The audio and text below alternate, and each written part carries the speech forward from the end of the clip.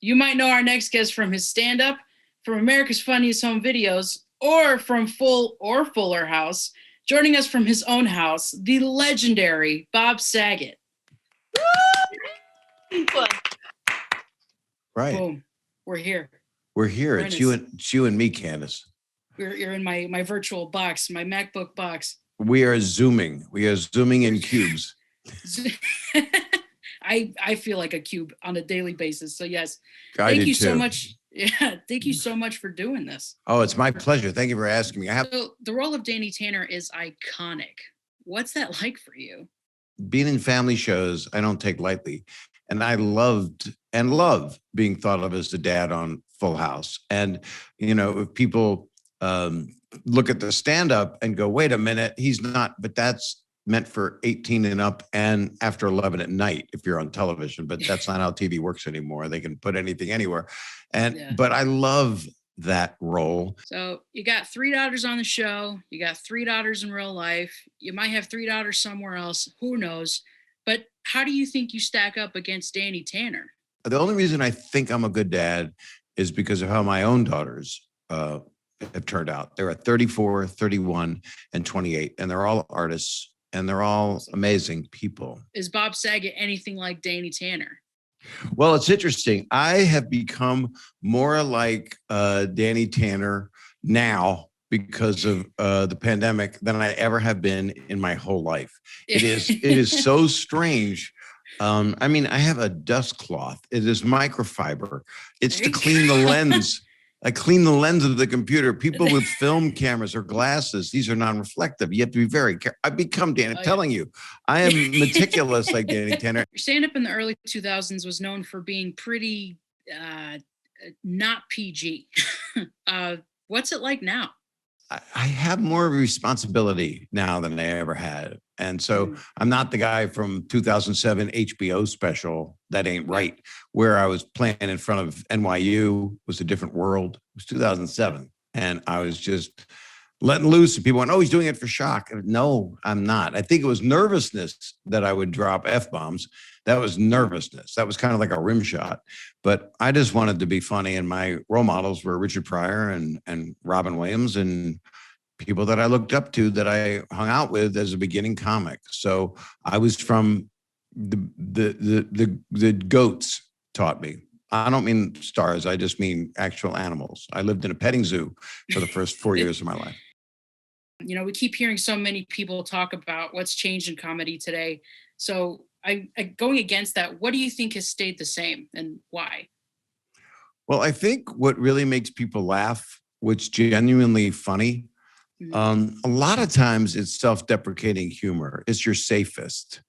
And the comedy that I did when I was 17 years old in Philadelphia was making fun of myself because I had no friends, had a lot of death in my family.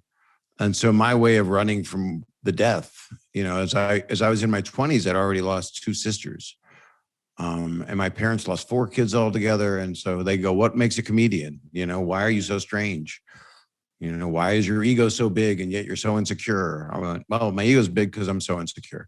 You know, all those things where you do self-reflection, and I've had a lot of therapy to figure it out.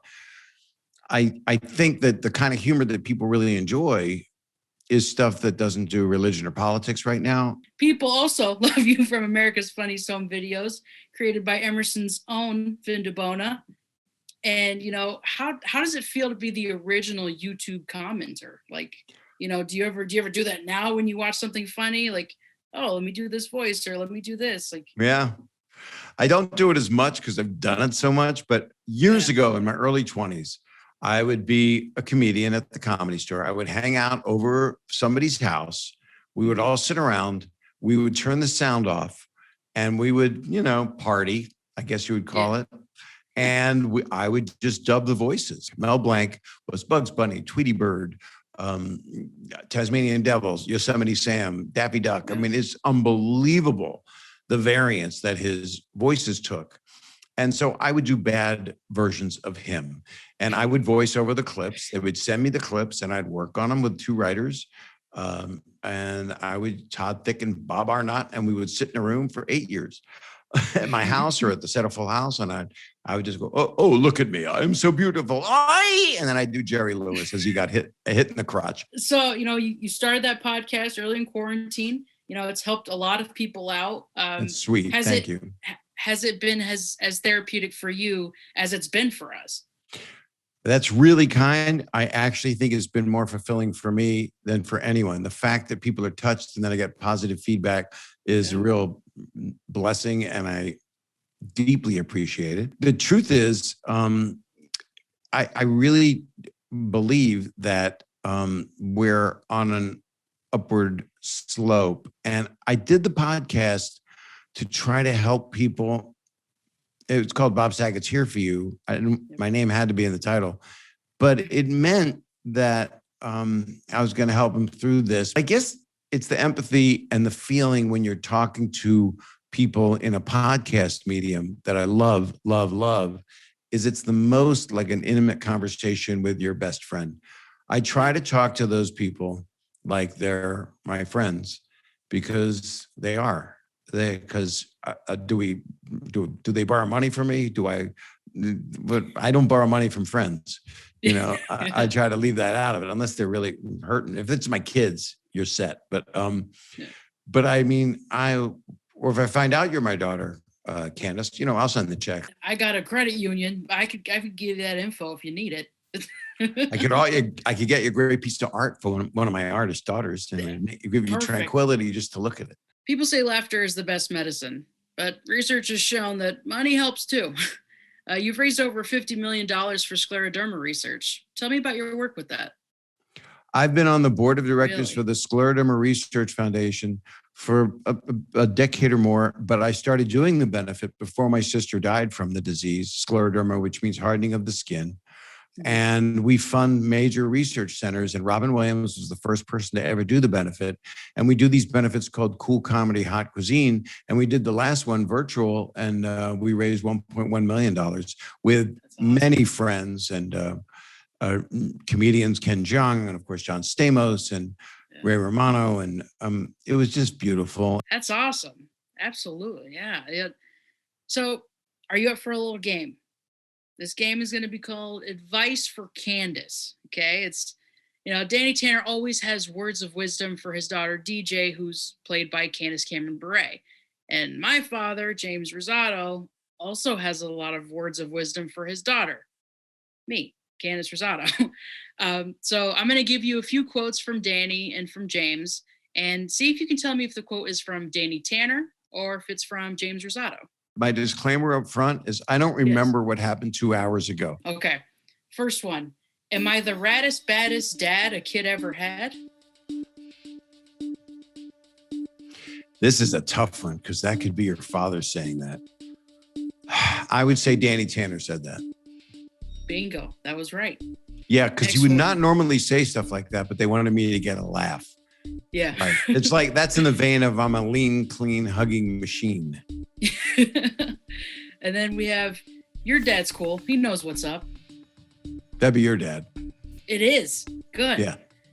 Yeah, Danny wouldn't have said something that confident. Then we have, you should take a drive through a car wash without your car. Sounds like a sitcom joke.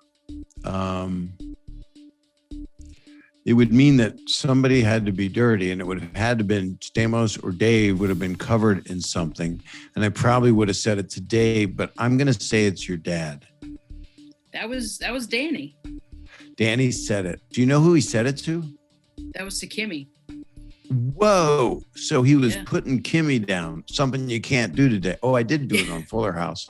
Yeah. If Fullest House comes out, I will not be able to. Yeah. We have, I don't know what I'm doing, but I try my best. Oh, God, that sounds so much like me. I'm going to say I said it. Danny Tanner. That was my dad. Well, I have something in common with your dad. Yeah, lucky you. 2 peas in a pod. Well, I want to thank you so much for joining us tonight. I can't thank you enough. It was such an awesome time. I wish everyone success from Emerson, and you're you guys, Candace, you're the future. You know, honestly, you really are the shot at something wonderful. And we need you. The world needs great output, whether it puts social things in people's faces, whether it tells a story, if you have a story to tell. But I wish everybody all the best. And I hope to see you all out there. And you'll say, you know, you gave a Zoom and you never let Candace talk. It's all right. This is the whole point of it, is to hear you talk. So That's what they said. I said, what if I talk too much? And they said, no, Candace will be cool. Perfect. I'm trying to be cool. You are cool.